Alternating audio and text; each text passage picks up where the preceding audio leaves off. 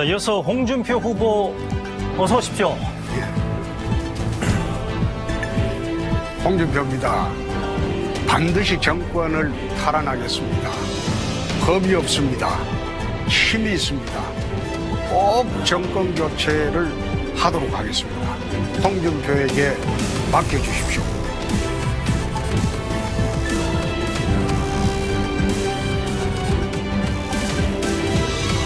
자, 끝으로 윤석열 후보 나와주십시오. G7 선진국 시대를 마련하기 위해서 제 임기 중에 세계 7대 경제 강국으로 올라서는 토대를 만들도록 하겠습니다. 국민소득 5만 불 시대를 만들고 잠재 성장률을 현재 2% 하야 되는 것을 평균 3%씩 하게 하고 경제 자유지수를 현재 25위권인데 10위권으로 끌어올리겠습니다. 두 번째, 뒤집혀지고 있는 지금 경제 자유원칙을 좀 바꾸겠습니다. 헌법 119조 제1항은 자유시장 경제를 이야기하고 119조 2항은 경제민주화를 이야기를 하는데 지금 경제민주화가 원칙이 돼버렸고 경제자유화가 지금 보칙이 돼버렸습니다. 그래서 이것을 뒤집고 바로 잡으려고 합니다. 세 번째, 기업하기 좋은 나라를 한번 만들어 보겠습니다. 정부의 갑질을 없애고 모든 규제는 네거티브 방식으로 시스템을 한번 바꾸도록 하겠습니다. AI와 블록체인 등 7대 미래 혁신 산업을 키우도록 하겠습니다. 두 번째, 일자리 복지를 위해서 부동산 문제는 강북 대개발과 커터 아파트로 해결하고 노동개혁을 반드시 하도록 하겠습니다. 서민에게 2배 복지를 추진하도록 하겠습니다. 예, 홍준표 후보의 경제 공약 들어봤고요. 맨 먼저 발언권 신청하신 황교안 후보. 오늘 말씀 잘 들었습니다. 전에 이제 말씀하시기를 반의 반값 아파트를 공급하겠다 이런 말씀을 들었습니다. 저도 반값 아파트가 필요한 부분들이 있다 이런 생각을 합니다. 그래서 제 생각은 부지는 공공부지를 활용을 하고 건축비만 받는 이런 류의 반값 아파트 이런 것들을 생각을 하고 있었는데 어떻게 반값 아파트가 가능한지 예산은 어느 정도나 필요할는지 궁금해서 여쭤봅니다. 예. 이게 이제 그 싱가포르 제도거든요. 대지 임대부 건물 분양 아파트 제도인데 이게 2009년도에 제가 한번 도입한 적이 있습니다. 법률로 도입해서 세곡동 지금 시행을 한번 했죠.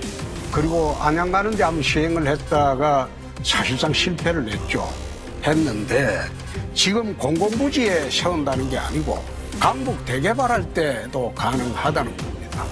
대개발할 때 그 지역 안에 있는 분들은 완전 분양 아파트를 주고 거기에서 용적률 1000% 이상으로 하게 되면 쿼터 아파트를 지을 수가 있습니다. 지금 그 아파트가 건축 비용이 평당 한 600만 원 됩니다. 평당 600만 원. 아주 고급 아파트를 지을 수가 있어요. 그런데 이걸 1000만 원으로 분양을 하게 되면 33평이면 한 3억 3천 정도 됩니다. 근데 그걸 현 시세라도 하면 그거는 20억이 넘죠. 여튼 4분의 1 값이 과연 가능할지 한 6분의 1 정도 되면 참 좋겠는데. 아니 그게 내가 그래 분양할 때 환매 조건 공부를 하는 겁니다. 그래서 자기가 살 필요가 없을 때는 공공기관에서 LH공사, OH공사 여기서 다시 사들이고 환매 조건부로 말하자면 그 사이의 이율 포함해서 그리고 다시 이제 팔고 그런 식으로 하는 거죠. 네, 이어서 유승민 후보. 홍 후보님 서민 2배 복지라는 거 있잖아요. 저는 홍 후보님께서 옛날부터 무상급식 같은 데 반대하고 복지에 대해서 이제 굉장히 국가 재정을 걱정하시는 그런 취지, 정신은 제가 잘 이해를 하는데 서민에게 2배 복지를 하면 그냥 간단하게 산수로 복지 예산도 2배 들 거 아닙니까? 그렇죠. 복지 예산이 만약 2배가 들어가면 홍 후보님은 그 재원을 어디에서 마련하십니까? 저는 그런 이야기를 했습니다. 서민 지금 정부에서 하듯이 이런 식으로 일괄적으로 전부 나눠주는 복지는 하지 않겠다는 겁니다. 집중적으로 말하자면 하청민이나 어렵게 사는 계층의 복지를 더 많이 주겠다 그 뜻입니다. 그러니까 그리고 돈을 지금- 안 받아도 되는 계층에도 지금 돈을 주고 있거든요. 지금 어디에서 그러면 아껴서 그걸로 서민 복지를 2배 하겠다 이 말씀입니까?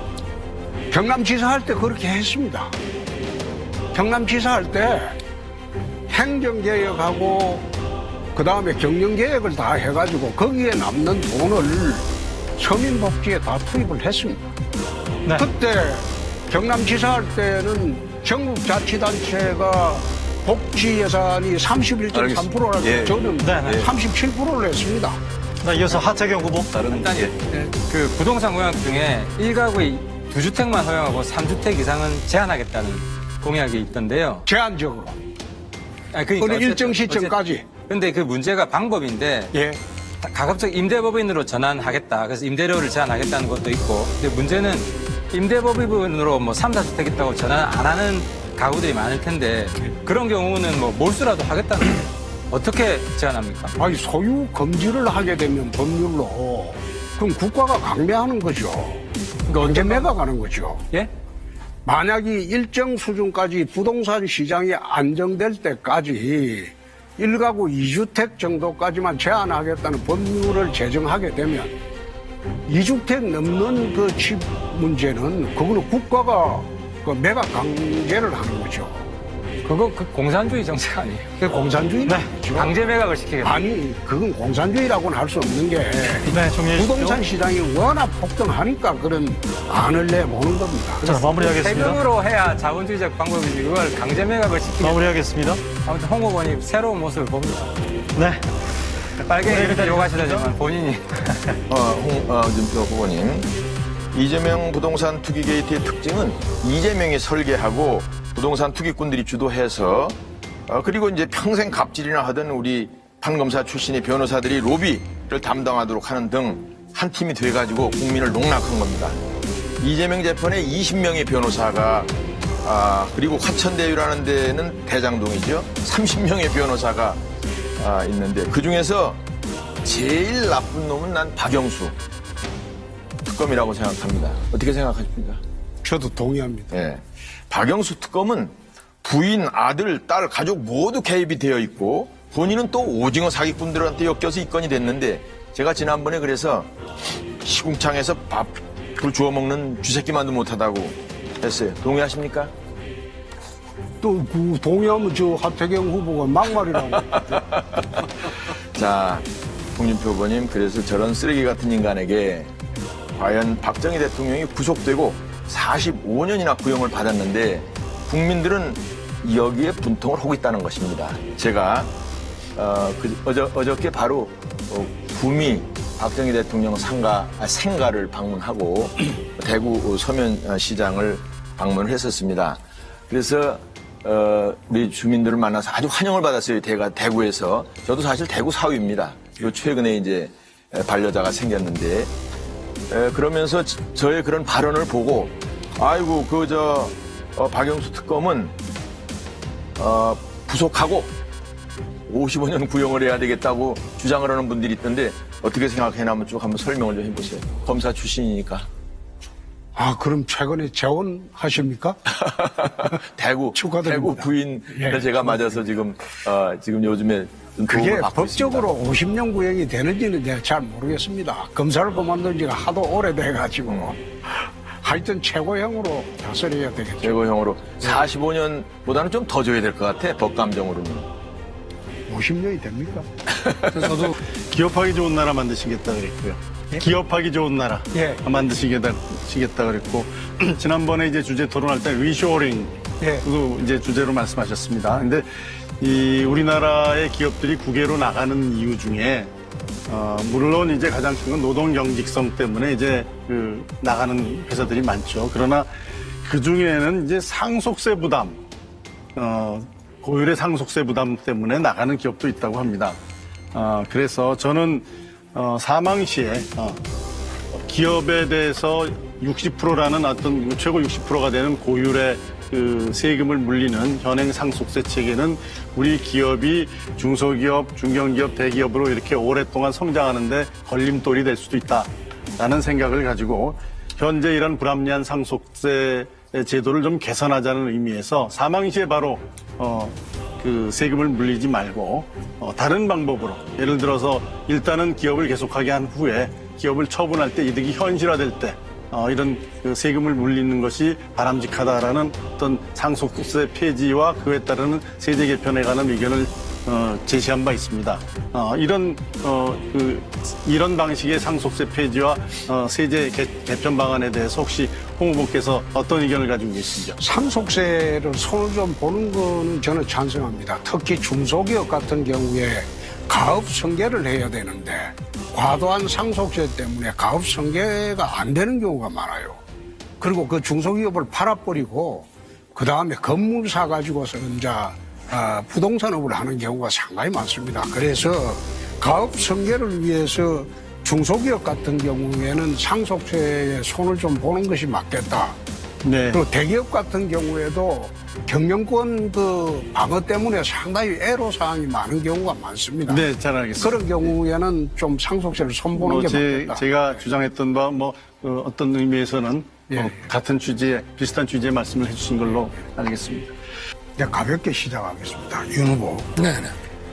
왕자 부적 그 문제가 홍콩 외신에도 오늘 보도가 됐어요. 국제적 낭식입니다. 이 잘못한 거죠? 제가 좀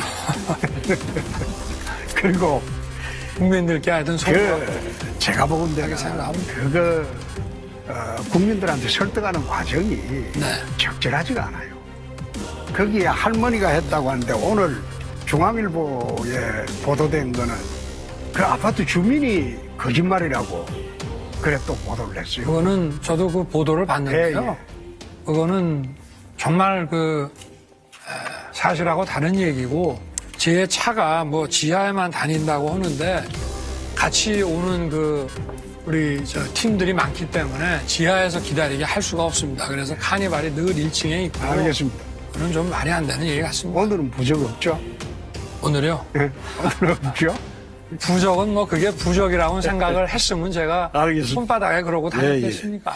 네. 이재명 사건의 유동규 성남 도시개발공사 본부장이 이제 구속이 되고 이때 우리 이제 그 후보님께서 이거는 형사 책임져야 된다 그래 말씀하셨거든요. 유동규요? 방금 윤 후보님이 네네. 이재명이도 형사 책임져야 된다.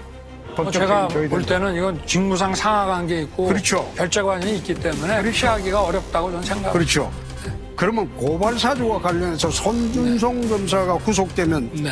윤 후보는 어떻게 됩니까?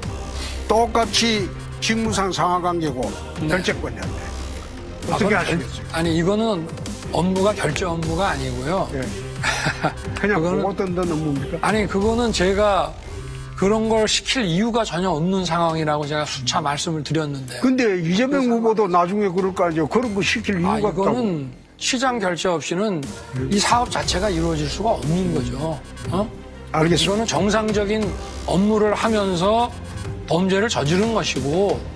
내가 또 이걸 법률 공동체로 한번 발끈하실 거고 오늘은 그 이야기 안 하겠습니다. 하셔도 지금 됩니다. 이제 윤 후보님 네. 최근에 이제 어느 방송사의 여론조사에서 네. 이제 여야의 빅4 중에서 비호감도가 가장 높아요. 이걸 어떻게 극복하시겠습니까? 본선 가면 만약 윤 후보님이 본선 가면 이 극복을 해야 되는데 어떻게 하시겠습니까? 글쎄 우리 비호감도가 낮은 우리 홍 후보님한테 좀 배워야 안 되겠습니까? 알겠습니다. 자, 유승민 후보님. 네. 최근에 이제 건강원장이다 그분이 곧 퍼펙트 스톰이 올 수가 있다. 뭐가요? 퍼펙트 스톰. 예. 경제, 예. 대공황. 예. 이게 이제 이 건강원장이나 이야기한 것으로 기억을 하는데 여기에 대해서 참 지금 답답하거든요. 한계기업 자영업자 부실 확대 가능성 거품 우려가 제기되는 자산의 폭락 우려 그리고 한국의 기준금리 인상과 인플레이션 우려 그리고 미 연방준비제도의 테이퍼링 그리고 뭐 여기에 헝다그룹을 비롯한 중국 부동산 파산, 그리고 에너지 크런치, 이게 전부 돼가지고 퍼펙트 스톱이 한국에도 올 수 있다. 이 경고를 했는데, 우리 유 후보님 경제 전문가시니까 대책을 한번 말씀해 주시죠. 충분히 가능성이 있는 이야기고요. 문재인 대통령이나 이 정부는 그런 가능성에 대해서 전혀 이야기를 안 하고 있는데 예. 오늘 주가가 3천이 붕괴가 됐습니다. 그러니까 미국이 테이퍼링 한다고 금리 조금만 올려도 한국 주가가 오늘 3천선이 붕괴가 됐거든요. 그렇죠. 그러니까 이게 우리가 지금 전 세계적으로 돈이 너무 많이 풀리고 그 돈을 각 나라가 금리를 올려가지고 회수하는 과정에서 우리 같은 경우에는 지금 국가부채도 문제지만 가계부채가 거의 뭐 시한폭탄 같이 그렇죠. 되어 있지 않습니까? 1800조죠. 몇 개 시한폭탄이 우리 경제에 있기 때문에 저는 올해 말 내년에 경제가 우리 IMF 위기 상황 같이 네. 굉장히 어려울 수 있다고 보고 네. 우리 지금 문재인 정부나 기획재정부나 이런 경제부처가 뭐 그런 위기를 정부 스스로 너무 막 그냥 이렇게 시끄럽게 떠들 수는 없지만 네. 조용히 그렇지만 철저하게 대비를 하고 있어야 된다고 생각을 합니다. 퍼펙트 스톰 오기 전에 사실 끝날지도 몰라요. 다음 정부의 부담이 될지도 몰라요. 그렇습니다. 다음 정부의 부담이 될 수도 있습니다. 그렇게 되면 지금 이야기하고 있는 많은 경제 정책들이 완전히 뒤바뀌어야 될 가능성이 있습니다. 네. 홍준표 후보 마무리 발언. 존경하는 국민 여러분, 그리고 당원 동지 여러분, 26년간 한눈 팔지 않고 우리 당을 지켜왔습니다.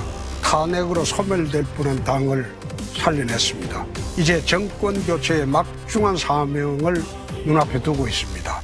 지난 4년간 정권 교체 준비만 했습니다. 홍준표는 아무런 흠도 없고 의혹도 없습니다. 이재명 후보를 실력과 강단 배짱으로 제압할 수 있는 유일한 사람입니다. 반드시 대통령이 되어 나라를 정상화시키고 G7 선진국 시대를 열도록 하겠습니다. 청년에게는 꿈과 희망을 주고 장년과 어르신들에게는 안락과 여유를 주는 풍요로운 대한민국을 만들도록 하겠습니다. 내일부터 시작하는 국민 여론조사와 당원 투표에 꼭 홍준표를 찍어주시기 바랍니다. 네. 감사합니다.